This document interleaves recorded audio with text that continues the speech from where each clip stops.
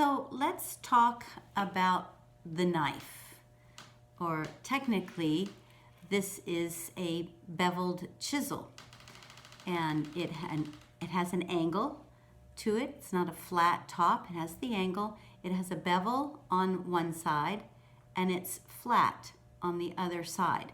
So this tool is used to cut fine lines or to create sort of a stopping point if I'm cutting up to, if I want a very hard edge and I'm carving out areas up to that. I call it sort of creating a dam where it will, the cut will stop and it'll give me a clean edge without me having to cut a white line around something. So I get a solid black mass next to some pattern.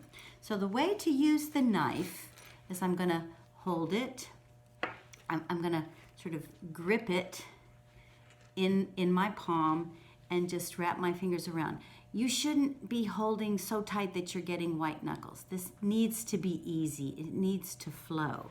And I have the angle the point is pointing away from me.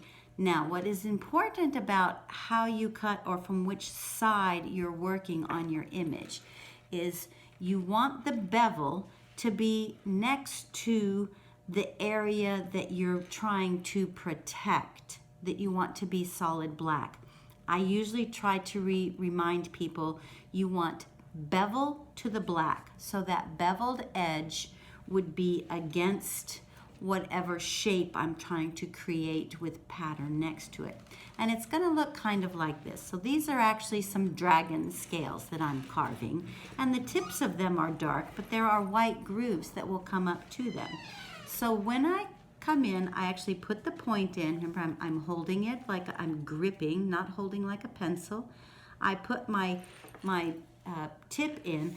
Now, if this were a straight knife, I would want to angle it a little bit because we want to create sort of a pyramid base under the area we want to print solid black. So with the bevel, I don't have to necessarily have the knife angled because the bevel creates that angle. So I can hold it fairly straight up and down, maybe a slight edge.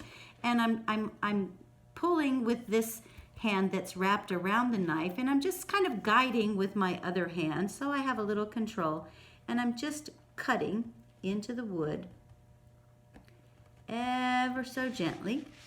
There we go. And I'm going to do that again.